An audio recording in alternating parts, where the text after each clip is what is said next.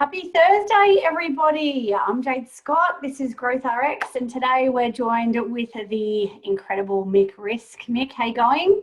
I'm good, thank you. Thanks for joining us. I've got to go through this big, long CV of yours to introduce you to people, but not only are you a physiotherapist, you're a practice owner, iMoveU Physiotherapy. Then you extend that out to online education courses, live education courses, mentoring, new grads, practitioners, everyone, iMoveU education. And you're also a clinic mentor or a business mentor for Clinic Mastery. Anything I've missed? No, that's good. No? Okay. Also, look, I like to refer to you as the Gary V of allied health because you drop a lot of F-bombs and truth bombs. Yeah, I do, don't I? I get emotive. Everybody needs that expressive personality every now and again. And look, it makes you engaging. I know that I'm certainly engaged. And I think the other thing is, which we're going to hear a lot about today in our chat, you just own it. And I think obviously you can do that with confidence as you go through as a practitioner. But, you know, am I wrong to think that you were confident all the time? I mean, I'm going to ask you a few questions, but has your confidence built in regards to the camera and your message? Oh, yes, I went to YouTube and I did reverse chronological order and found the very first video I posted in 2012 for iMove Physio. And it's like the worst video you've ever seen, like the worst speech, knowing like no hands. I was like scared. And that's probably the first learning, right? Is like, you just got to keep doing it. But then you get better. And then this year, this year I would say has been my hardest year on socials. Like there's been some stuff that's really challenged me. There's been like posts I've said shared into other groups and like a lot of people saying, I can't believe you said that. People getting angry at me for swearing. And then like this year, my confidence was rocked online a lot. So I guess you kind of go up and down, right? Like a practitioner does. Yeah, well, look, I think I just admire you for being in the arena. There's a lot of people that will prod and poke, but they're also lurking behind the scenes and they're not having, you know, you're a voice, you're not an echo. And regardless of what people believe or say, there are so many people that stand with you. And I think also the other thing is if they don't stand with you, then you're encouraging open conversation, discussion, and I guess a bit of debate, which is great these days in allied health. So look, I commend you because I know how nervous I get every Thursday when I do these. A lot of people say that I look natural. I'm certainly not. I'd rather be rocking under the table. But before we kind of kick off with some more conversation, I'm just going to ask you a few questions so that we can get to know you a little bit more. So the first one would be, maybe in one, or I'll give you two words. How would your friends describe you? Oh, I don't know. I get after it, always going, something like that. Yeah, I think they asked me to slow down. Yeah. Yeah. Look, I can kind of see that. And good. Yeah. You know, we don't often as leaders, and when you put your face out there, you're perceived a certain way. So I just think it's nice sometimes that obviously we perceive you like that. So your friends have clearly got it right though. Okay, the second one, what's your biggest pet peeve? Oh, these are so deep. I think probably what we're talking about today, like a cynicism or a lack of trust, I guess it all kind of falls under that fixed mindset we talk about. Yeah. I'm really interested into why people are cynics or have a lot of mistrust. And because I'm a physio, I'm so super interested in why it happens in our health professionals. Yeah. And sometimes it's not something you can control, right? Like sometimes it's something that happened in your childhood. Who knows? Yeah. Well, we'll deep dive into lots more of that. Okay, I'll give you an easy, soft question. I know you're a gamer. I love you. I know you love video games. A lot of people don't know that about you. What's your favourite game you're playing at the moment? At the moment, I'm playing the remake of a game that I grew up on, and that is called Final Fantasy VII. I used to come straight home from high school, lock myself in my room, eat 2 roll-ups, and play Final Fantasy VII until 7 p.m. Just jumped out of the live. Oh, that's okay. I'm going to go back live on Facebook. The internet connection must have just dropped out. Hang on. I can see recording. Yeah, yeah. I'm still recording, but it's dropped out of the group. Do you want me to look too? That's all right. I'll just jump back in there. Okay, we'll go live again. Live again. Okay, sorry everyone, we're back. Little few tech issues. I just want to make sure that we're back in the group again. Yep, we're back for a second time. Sorry about that. The joys of going live. Okay, Mick, I'm back with you. Sorry, we're talking about your live streaming, gaming. Yeah. Fantasy. That's it. Yeah, Final Fantasy VII. If you played PlayStation and you were born in the 80s, you'll know what that is. So I'm playing the remake of that at the moment. Okay. Yeah. And I need to know where you stand on Crocs, the footwear. I actually think you're the first person that, like, I saw it because of you. I didn't know what it was. I'm intrigued. Okay, I'm gonna do a live one day into the group about I've followed Crocs for 2 decades, and there's actually a science behind it when it comes to social proof and recognition. It started in Fort Lauderdale back in 1997, but that's not what today's about. I'll come back at you with that. And in true GrowthRx style, we like to showcase the amazing work that leaders are doing in the industry. I would love to know what leadership means to you. I think it's putting others first, right? In the true sense of it, in time and energy, not just money. So I'd just say putting others first. Yeah, that's certainly a nice way to look at it.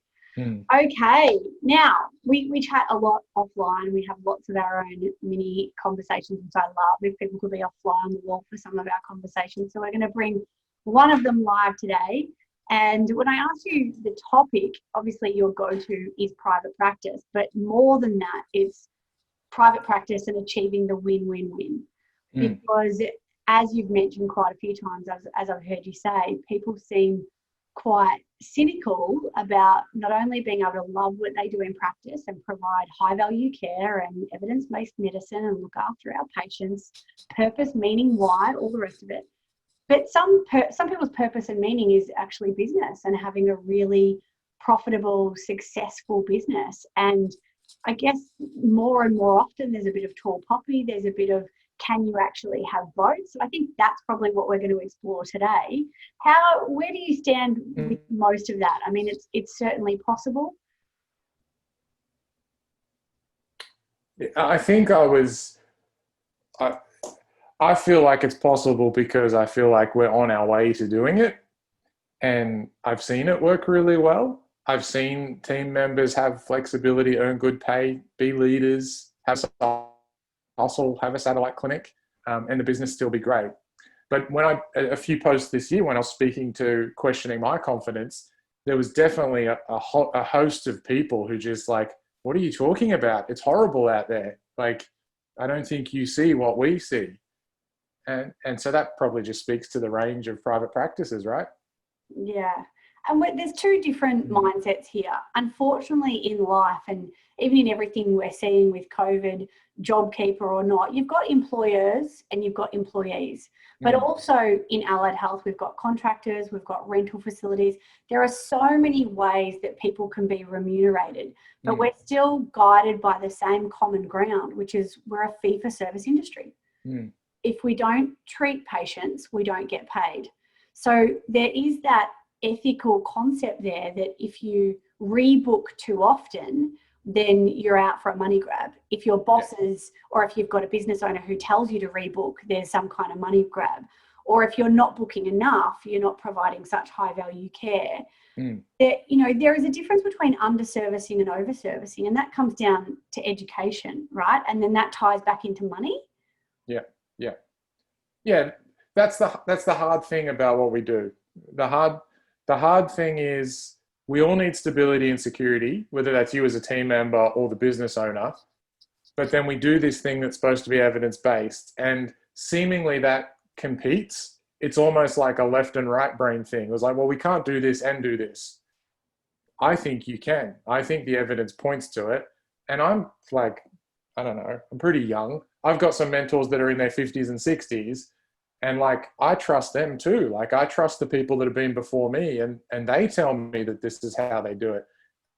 And that's not saying I'm not just being naive here, but across the whole spectrum of everyone I've seen and worked with, there is a balance. I mean, in physio, it's, you know, somewhere between 6 and 10 visits. And if you can do that, you sit well within evidence-based guidelines, and you can actually earn good money for yourself, and the business can actually earn money, and you can do so in a way that has social impact or environmental impact.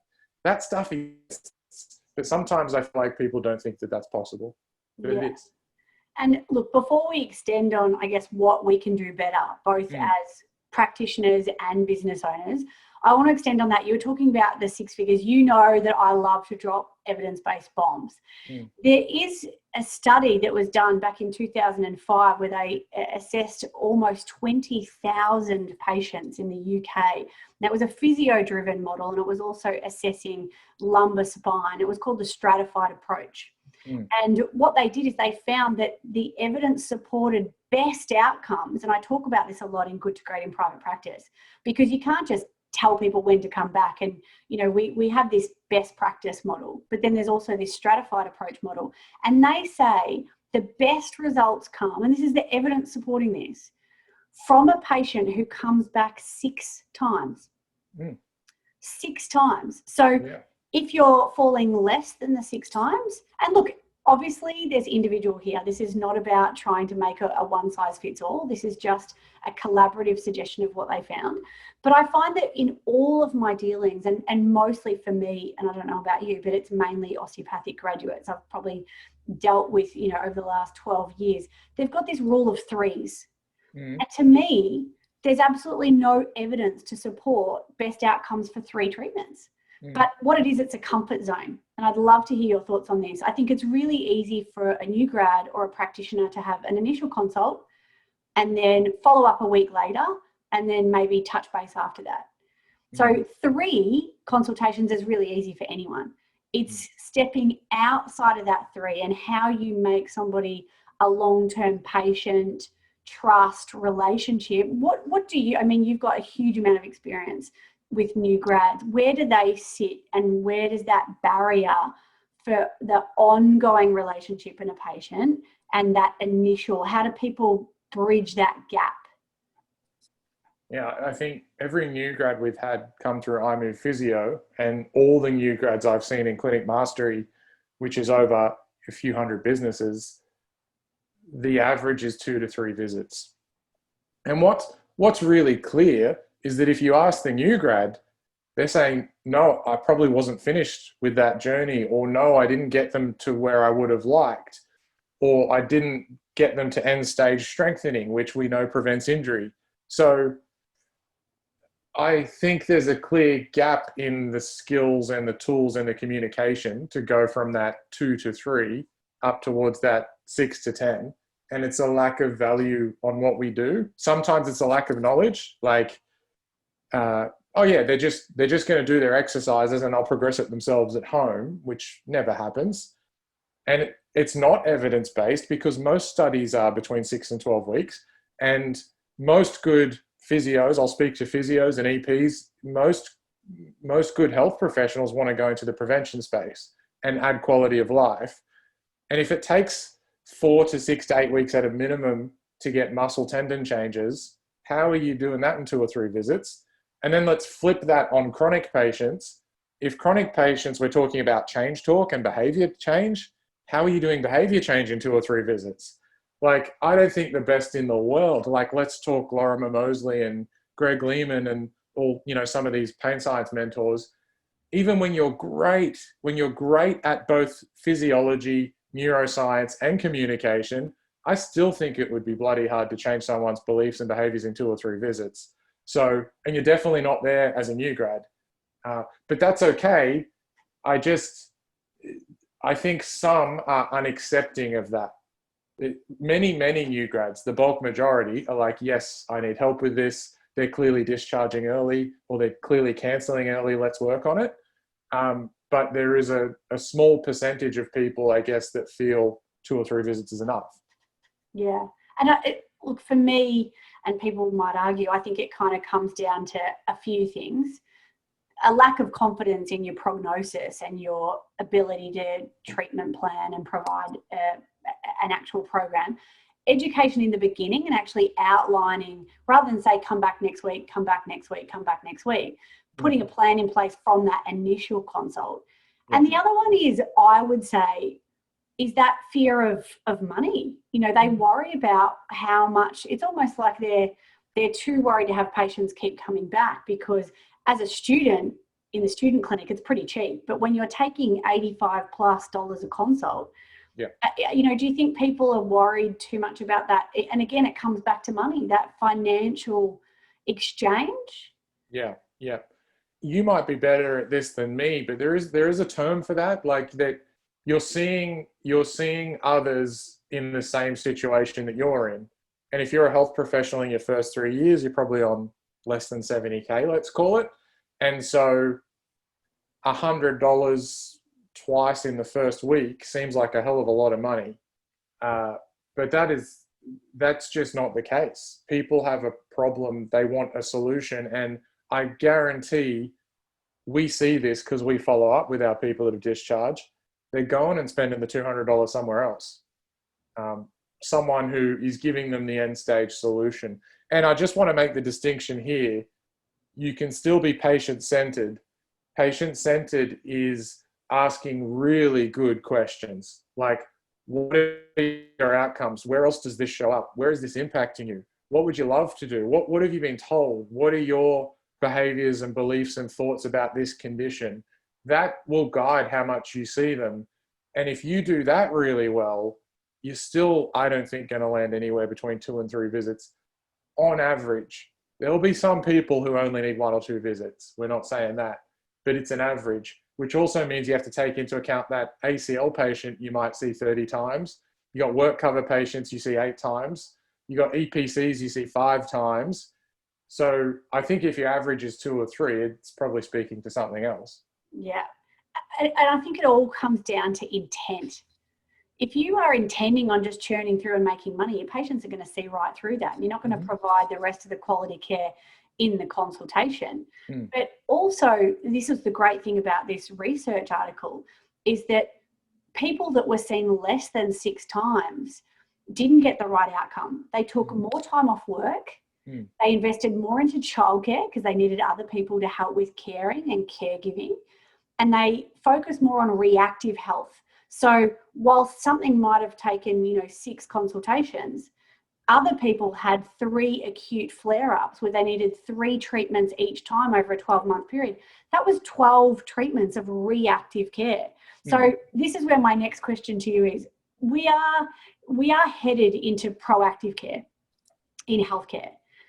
And the term maintenance for such a long time has been such a dirty word, because it's been tied to maintenance treatment, come back every month for the rest of your life, or you're going to end in a wheelchair. That sort of stuff that I was hearing 2 decades ago.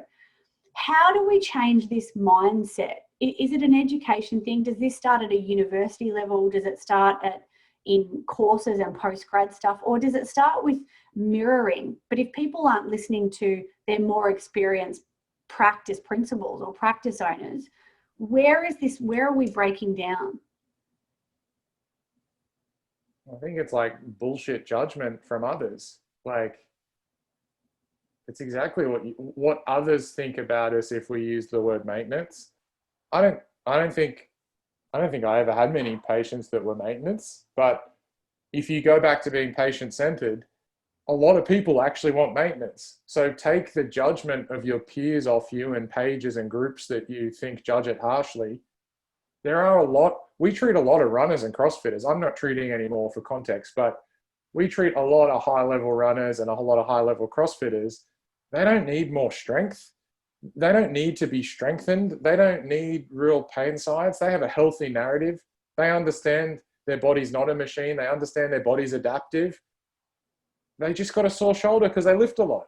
And they're going to continue to lift because that's their choice and that's patient-centered. And they just want someone with really good knowledge who they trust, who's going to ask good questions. And That might be the massage therapist. It might be the physio. It might be the osteo.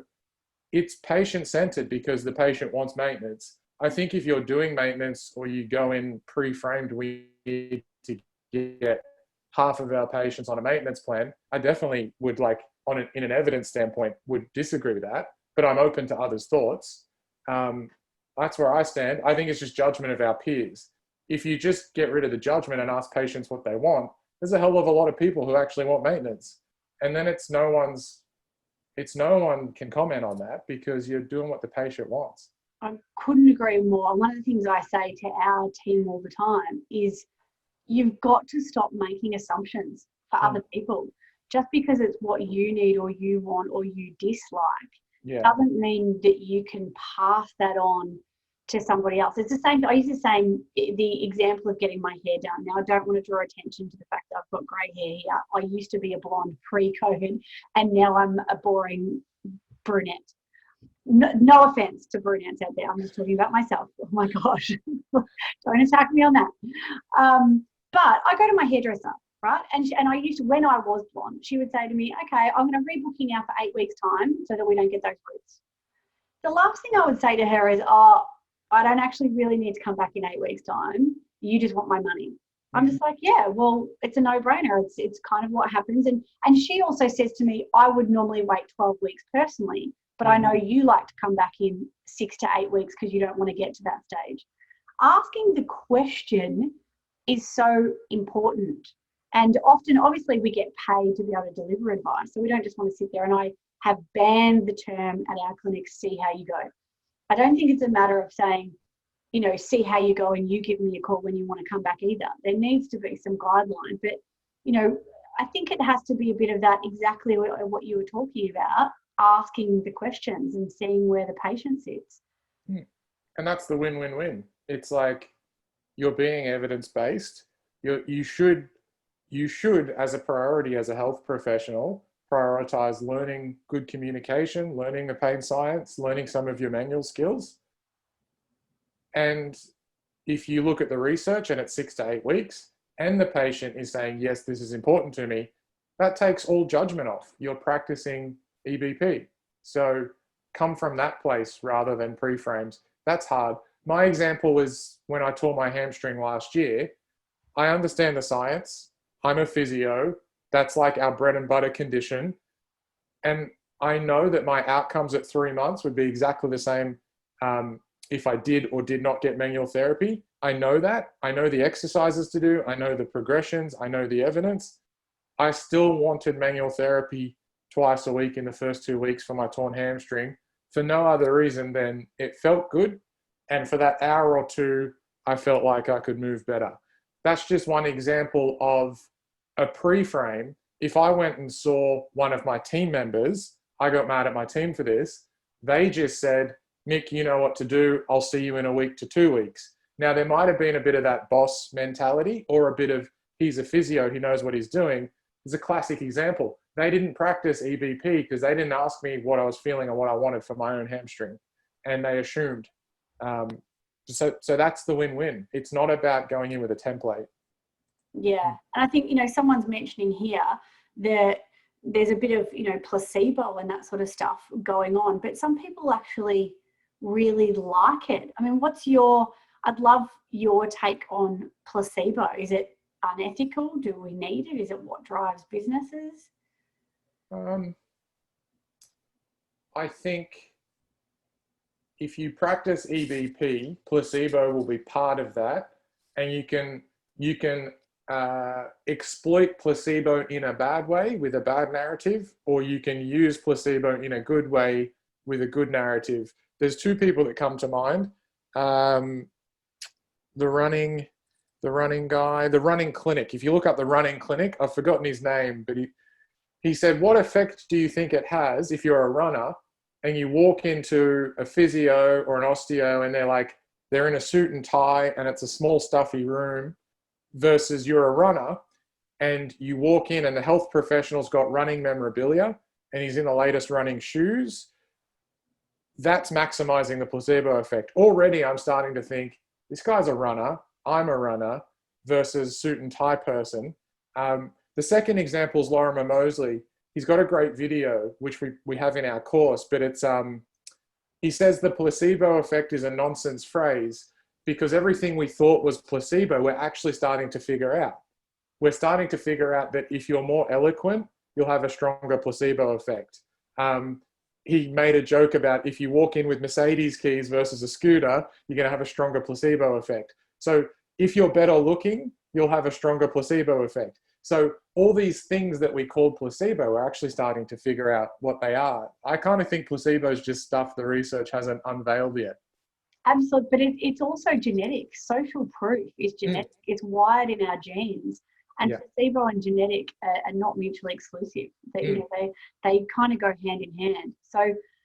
So what can we? Let's start with business owners. What can business owners be doing better when we're trying to get to that win-win-win?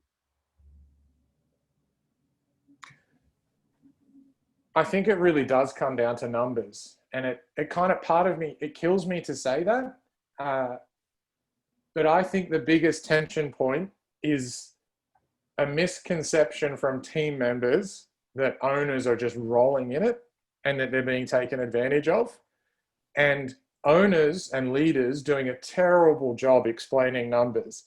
As an example, I would never speak about what we just spoke about in a review with a team member. What I like to focus on is what story the numbers are telling me and how I can improve you as a physio or a health professional based on what the numbers are showing me, because the numbers are only part of it. But people don't want, health professionals particularly, don't want to know about numbers. It's not who we are. We want to help people. We're not that side of our brain dominant. And the second we hear numbers, because we're health professionals, we put up barriers. So you got to do a lot of work as a leader, explaining that numbers just help me guide your mentoring as a health professional. Whether that's you need to improve your understanding of exercise prescription, or you need to understand the physiology of osteoarthritis better, or you need to get better at communication and pain and change talk. I'm going through that now with one of your GrowthRx leaders, with Jeff. I'm upskilling myself on change talk. Yeah. So I think leaders need to do a better job explaining the story behind the numbers and also being more vulnerable with their numbers. The biggest turning point for iMove Physio, we actually showed the team what we were getting paid. And I'm not telling every owner to do this, but we were just at a moment where we felt it was right. And we showed them the percentage breakdowns. And we have a lot of trust in our team. So we went that next step of showing them what we got paid. And that's not for everyone, but there's a level of vulnerability in there that you need to pick what's right for you. But what team members need to understand is that most businesses fail. And if you're a health business, you'll be lucky to clear 10% profit. And 10% profit, if you're $1 million clinic, means if you're lucky, the owner will have $100,000 left to pay themselves and to reinvest in the clinic. There are not many practices that are $1 million clinics. There are not many practices that even get to the stage to be close to that number. And then I think with that vulnerability and shared understanding, it does take down some of those barriers of like, man, he's probably making 300, 400, 500 a year and I'm getting paid 60K as a new grad. I'll just go start my own business. I think we need to be better and more vulnerable. I share so much business information with my team because I think it's helpful in two reasons. It disarms them, but it also upskills them. I believe if they understand that stuff better, they're more likely to stay. But I also believe if they don't want to stay and start their own business, I'm helping them anyway. And I want to help them even if they do go and start their own business. So to me, that's a win-win. I don't know if I've gone off a tangent. I'll leave it there and let you talk. No, it's good. I think, it does. It keeps coming back to this money conversation. And obviously with physio, it's a little bit different. But one of the things that is a bit resistant, I think, within chiro and osteo, mainly because of the model, because there's probably only 22% of osteopaths employing in Australia, and that I'm not about to go down what you should be doing or not, just delivering the figures. In chiro, it's even less than that. It's less than 5% chiropractors in employing. But the difficulty is that when you do employ, and a lot of physios do, you can provide things like KPIs and targets, and you can track and talk about your numbers. When you've got a contractor who's self-driven or a sole trader that works in your property, you don't have these KPIs that you can track. And a lot of people have a lot of fear and resistance to KPIs. But as you know, when I talked about this at the summit, to me, KPIs are reflective tools that actually reflect the type of practitioner you are and the relationships that you build. So if we don't know how many of our patients are coming back next week, or how many of we've rebooked and then have totally cancelled out and are never coming back again, how can we actually grow as practitioners? And I think this ties into money, because you've got, as a business owner, you kind of try and do everything for your team, and particularly, I guess, on that contractor model where they're a little bit more autonomous and self-guided. If you're working hard and all this marketing, and you spend money on marketing, investing all your time outside of hours to get all these new patients in, and then you've got practitioners that are only seeing them once or twice, not building relationships, not even having a consideration for when they're coming back, it really does, whether you like it or not, it affects the business model, and bitterness will ensue. Because after 2 years of this happening, where you're busting your gut to try and get all these new patients in, and you watch them disappear before your eyes, not because of KPIs, not because of money, not because of profit, but because these relationships are walking out the door, you might as well have a hole in a bucket and let them fall through. I mean, that is where that exactly what you said, that transparency and that conversation of, ultimately, if we don't have these patients stay, I actually can't afford to keep this clinic going, and I can't afford to keep you on anyway. Yeah. So what could we do better? I mean, we talked about what we could do better as business owners with transparency. What can then our team members do better? It's tricky. I think, I genuinely believe once the owners are a bit more vulnerable and transparent, the team members are accepting and understanding of it. Even the bad stuff, like, our model's not perfect, and we're just so open. We're like, this is the disadvantage of working at iMove. This part sucks, but this part's really good. But if you're transparent with that, they're also going to see that, oh, well, yeah, because I get it now. And if I go work for the other business, this part might be better, but this part will probably suck. And that most people aren't angry or hold resentment. It's more confusion. Confusion makes us angry and bitter. It's like, I don't understand. I don't know. Why am I getting paid 40%? I don't get it. That sucks. So I think it has to come from the owners first. As team members, I don't know. I've seen a few posts lately where if you talk about KPIs or you talk about money, you're just automatically in this evil bucket, and like, you're not an evidence-based health professional. What owner would track KPIs? Does your boss measure PVA, like said in a really sarcastic way?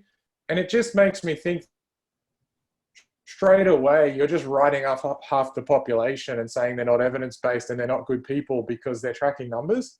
But I think that's where, if we talk about numbers, it's a bad thing. We need to talk about patient care and how we can upskill you as an osteo, physio, communication, evidence-based, read more papers, understand physiology, because numbers will never resonate. I guess if something in this conversation is triggering you as a young health professional, I think that's a good sign that there's probably some trust issue or some resentment. And maybe you need to go to your team member or reach out to Jade or reach out to me. I'm feeling there's an increased cynicism as well, and a lack of patience in younger health professionals. And I'm only saying that with love, because that was me. I got to that same point at 3 years in my first private practice, and I had some cynicism and a lack of patience. I felt like, because I worked really hard for 3 years, I should do something else. And part of that was my fault for not waking the fuck up and realizing 3 years is literally the start of your journey, not even. And part of it was the business owners could have done a better job at explaining a pathway or why I'm there, or just telling me that I'm at the base of the mountain. Like, today is day one where you have the right, you've earned the right now to have the conversation about pathway, about pay. That takes 3 to 5 years. I see so many people getting to 3 to 5 years and feeling like they're there. They should be getting more. They should be getting 55%. They should be a leader. They should have profit share. I just think it takes longer than that. It just takes longer. Yeah. And I think lots of the common things that are feeding through with every question is the communication, the transparency, not making assumptions. But, you know, my favorite word, it's empathy on both sides. You know, I think if team members were empathetic to, and, you know, I adore my team and I think they do this so well. They empathize with my situation. They are so grateful for what I do and the tough calls and the hard decisions. And I think equally, you know, it is hard as a business owner. You've got all your team. They all want to go on holidays in January. You can't have 15 people go on holidays in January. Yeah. They all want Christmas off, and you can't do that either. But I think sometimes just by offering that empathy, I can understand why you want to do that, but this is why we probably need to compromise. And I think if you just show emotion, and as I say, you know, vulnerability, it's in fashion at the moment. Brene Brown, you know, she talks about it all the time. I think just showing that you're human, and that's what I want to come back to. I think that's what you do well in everything. You show all your cracks and all your, you know, scars. I think at the end of the day, people respect that better than if you're trying to hide all the figures. And it's true, exactly what you said.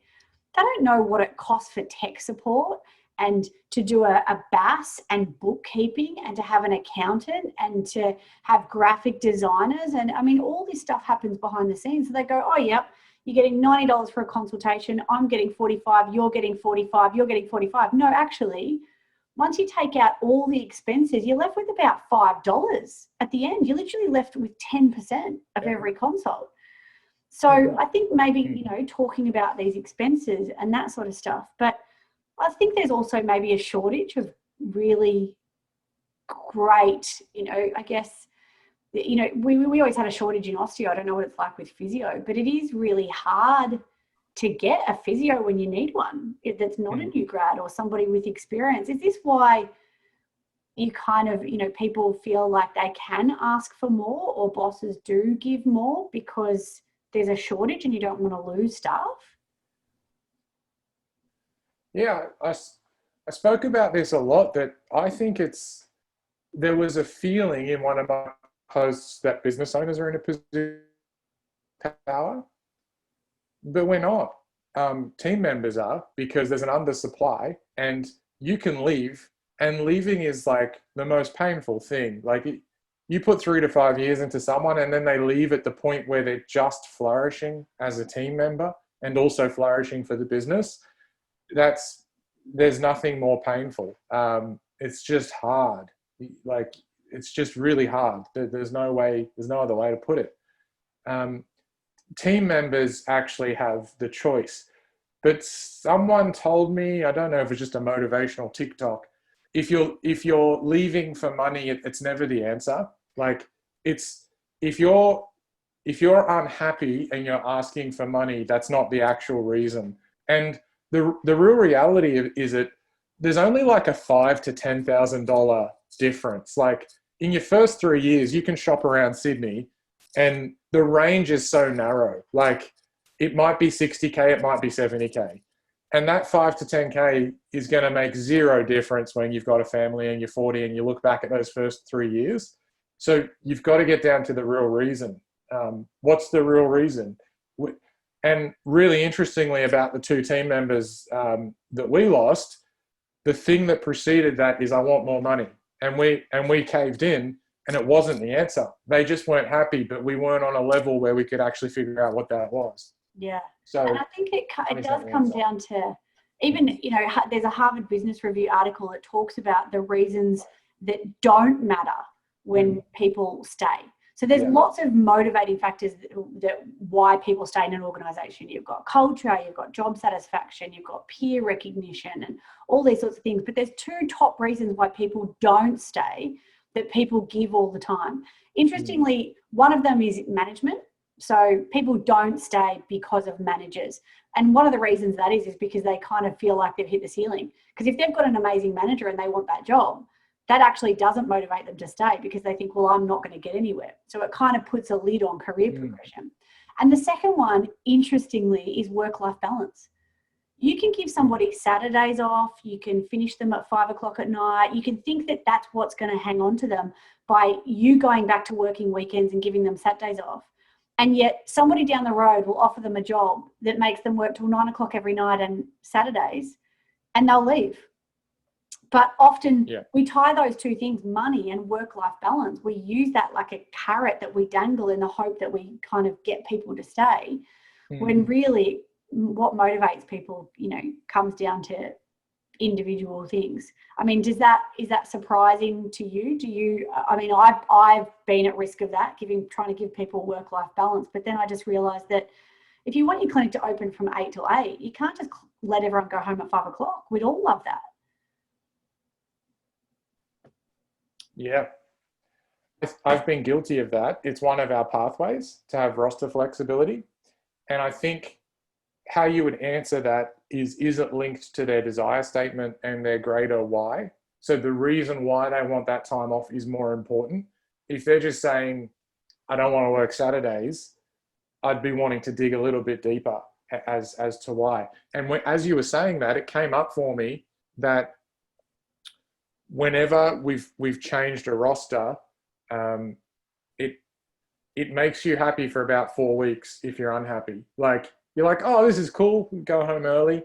But then you realize it's something else. And it's probably similar to money, right? It's like, did that 5K pay rise after you got it for the first 4 weeks? Oh, no, shit, it's actually something else. I'm bored, there's no progression, I don't understand where I'm going, I don't have that greater purpose. So it's probably coming back to desire statements. Yeah, and probably a good segue for me to share my screen with you for a second here, because I thought people might be interested. From Harvard Business Review and also some of the other research and stuff that I've done in a couple of courses and for the summit, there is, and I'm going to take that 6th one out because self-driven, they're those people that are a bit outliers, but there's 5 things that motivate people to stay at work, to be happy at work, and to stay engaged in their workplace. The first one is money. So you can obviously, you know, pay bonuses, financial injections, all that sort of stuff, but that's only one of the 5. As we know from our experience, not everyone's incentivized by money. And yet often that's the carrot that we dangle. I'll give you a pay rise at the end of the year. Half the time what they might want is, number 2, you know, recognition from peers. We've got one girl that was just an incredible team member. And no matter how many times I told her that she was amazing, she didn't believe me unless her friends at work and her colleagues at work also gave her a bit of a pat on the back. So we've got some things in place, and, you know, we've got VIP of the month, and we've got a recognition where we all get to say, I'm just about to start a new one that I'm calling COVID Heroes. They don't know yet, but I'll be listing that tonight, where we're going to support the COVID heroes, the people that really stepped up and wore the capes in Melbourne in lockdown for the last stage 4. And I'm going to give, you know, the prize doesn't matter, but it's the recognition where you get everybody talking. And as we know, what I talked about on the weekend, emotional contagion and positive contagion is catchy. So when you get all your team to talk about how much they love each other, it sounds sickeningly optimistic, but it does. It releases dopamine from your brain. It's proven in science. And the third one, some people, you know, their peers can tell them how amazing they are, but unless the boss or unless the management actually sits down and gives them time and spends time telling them, that's the third one. The fourth one is professional development. So don't give somebody bonuses, monetary bonuses or a pay rise, if they just want to do a professional development course in exercise science or in nutrition or postpartum pregnancy. Find out what it is that they love, and number 5 is that job satisfaction and meaningful change, which is where I've got a spelling error there. You know, having case conferences with them and showing that they're making a meaningful change in their patients and that high value care. The one that's not in there is roles and responsibilities. Some people really, really rise to the occasion if you give them a job title. So if you call them Pilates manager or induction manager or patient experiences manager, people, if you give somebody a uniform, they'll rise to the occasion. And if you give people a title, then sometimes that's all they need as well. So that's a really important one too. So I think off the back of what we were talking about before, finding their why and also then knowing how to reward them for that. Some people don't necessarily need Saturdays off, but they might need an extra week to spend with their family. They might want 5 weeks holiday instead of 4. Or, just to know that they can go and take time off for a course because they've got a 2-day course on a weekend that they love time off for. You give them that and they've got a spring in their step for the next 3 months. But I think it comes back to that not making assumptions. As business owners, what we can do better is not assume what our teams need to inspire them and empower them. So, I think, and we do it. We make so many mistakes over the way. And as you keep saying, I think we talk about the more things that we do wrong than we actually do right. But I guess, and it's recognized in the community. So it's the last question that I want to ask you is, when your team are doing well, when they're inspired, when you've got a good culture, money is a wonderful byproduct of that. Because I truly believe if you're doing what you do and you do it well, you don't have to lock patients into maintenance programs. Patients come back and you never have to worry about money another day again in your life. So it all does come back down. I mean, where's your take on that community-driven value and patient value? Yeah, it's very like new school and motivational, and like Steve Jobs, Gary V, Kerwin Ray, optimistic. Give value, give up your time, give things to people, be there for them, be a resource. They're all our values. And if you focus on that, the money will come. That's where I get a bit upset with the cynicism. I think the second we talk about numbers or profit or business or PVAs, this cynicism seeps in, and it might seem contradictory that you can't do both, but you can. Just focus on giving value. Send an extra text message to a patient, do a video for someone, reach out to a gym, provide a PDF for someone. The more value, the more you're there for someone, it's just going to come back tenfold. Something that came up, Jay, while you were talking, I think this is a big secret to our success and where people fall down, both team members and employers, is self-awareness and self-development. We have DK, my business partner, he spends all his time developing the humans, developing leadership, self-awareness and mindset from the first to the third year when you're with us. That's his sole focus. Because it's the self-awareness that will help us detach our identities from what we do. And that's where it gets really great. 3rd to 5th year, I'm a physio, I'm just a physio, or I'm an osteo, I'm still just an osteo.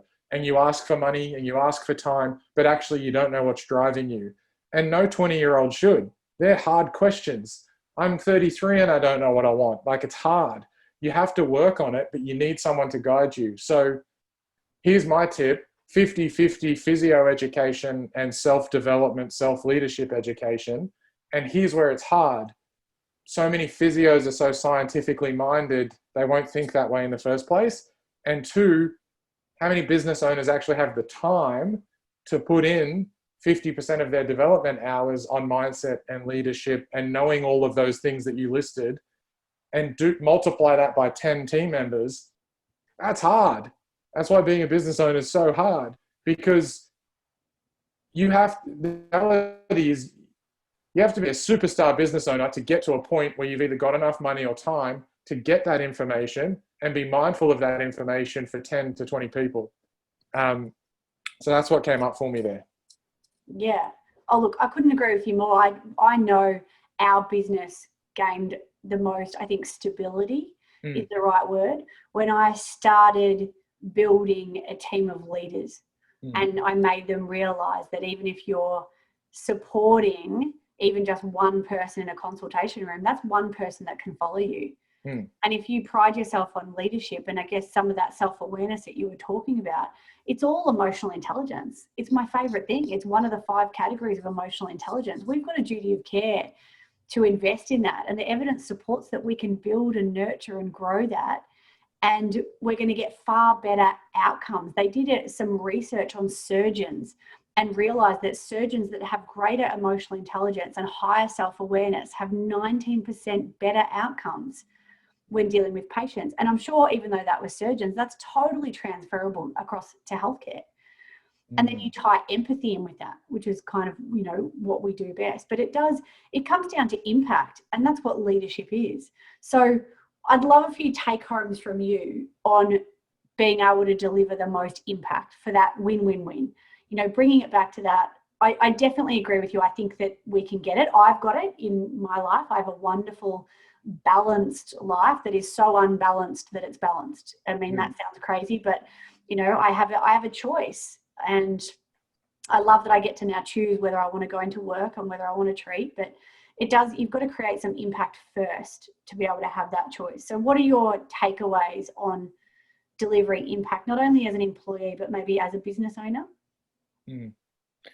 I think definitely both parties, business owner and employee, invest more time, money, and energy in self-development and self-awareness.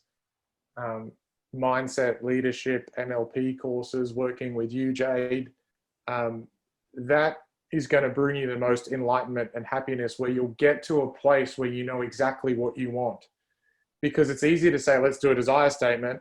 But the reality is, if you're mid to late 20s, it's really hard. Like you actually don't know what you want yet, but keep developing that side. Because I genuinely don't believe, I think you spoke to this in millennials, anyone born after 1980, which is me as well. We want greater change and social impact. I don't think you can achieve that until you get to a certain place. So patience is the second thing. You will change the world. You can change the world. I started out that way. I still want to change the world. I want you to continue to want to change the world. But we have to put ourselves in a position to. You have to get that first 3 to 5 years where you're a respected member of the community. You've got great word of mouth referrals. You're trusted. You can't do any of that in less than 3 to 5 years. And then we can talk about social impact and change. So I'm like, just have a little bit of patience. But what comes with that is the self-development. And then the vulnerability stuff. I wrote down a lot of teams skyrocketed after COVID. And when I say skyrocketed, like the connection, because what did it do? We had owners standing in front of teams saying, guys, we've probably got about 6 weeks and the business will probably go under. And what does that do? That's like true vulnerability. Like, holy shit, I didn't realize the position they were in. And how hard must that be to have this thing you've worked on your whole life to go under in 6 weeks? And I've had a lot of business owners say that since COVID, their teams have been tighter. So more vulnerability, and that's the Brené Brown work, right? The TED Talk by Brené Brown and Dare to Lead. There's some wonderful resources there. That'd probably be my two things. Yeah, I do agree with you that I think COVID's been really polarizing for some businesses. I think it's really shown people's true colours come out, but those that have dug deep and nurtured their team. But one of the things I've seen some star players really shine, and some beautiful acts of kindness in our workplace that are just contagious, where people just say yes first and ask questions later because they know that this is a really tough time and we've just got to get through, and then we'll celebrate at the end. And I think often we spend so much time looking up and striving and climbing ladders and reaching for the stars that the most beautiful view is on the horizon. So sometimes just by dropping your gaze back down in the moment is probably one of the most beautiful views you're going to have. And I think in COVID, even amongst everything that's happening, we've got a beautiful gaze on our teams and on our future. And I just think, you know, there are so many amazing people that have dug deep, and so many new graduates. I mean, imagine being a new grad mid-COVID. Every single one of you grads that is watching right now that is stuck through this, and back to students too. Students who've had your whole year of learning affected. I just, you know, my heart goes out to you, but you've done it and you're going to graduate. And often if you climb a mountain with a really, really heavy pack, the view at the top is going to be so much better than if you hand your backpack to somebody else and say, I'll see you at the top. I want to get there quicker. So I think that's a lot of what we're seeing in COVID at the moment. And I think you'd probably agree with your team, who's standing right now beside you, is really special. Really special. Yeah. I think that's that critique of millennials, right? Like that we've probably had it a little bit easy and we haven't faced some challenges of the previous generation.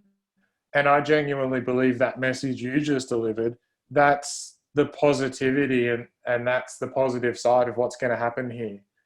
Even I was guilty of that. We're always looking at the next thing. What's the next thing? What's the next patient number? What's the next amount of money we can donate? What's the next clinic? And it was really healthy for me. I've had an easy life, like so easy when I think about my grandparents.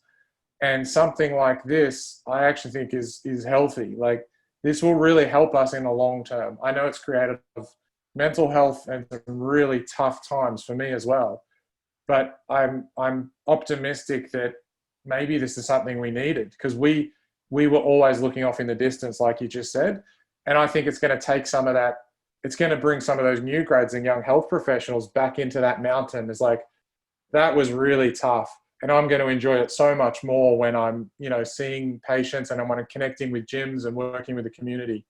Yeah, so I think that's a beautiful message that you just said. And I think that's the good side of COVID, if there is one. Yeah. And so I think we're sitting here and I think both of us are proof that you can achieve the win-win-win. I know that, I can talk personally. I love, adore, and most of what I do is for the team and I am who I am because of the people around me. And I'm certainly, when you talk about business owner and wearing the load, you wear the responsibility, but you share the wins with everyone. And I know that what message would you deliver to your team right now? Just thank you. I can't believe what they did. I don't even know if I could say I would have done the same. They're just an amazing bunch of humans. I can't believe what they did.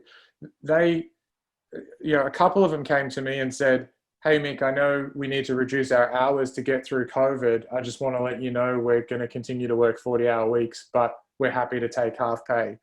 And I'm just like, stuff like that. Like our business wouldn't be going today, and they didn't have to do that.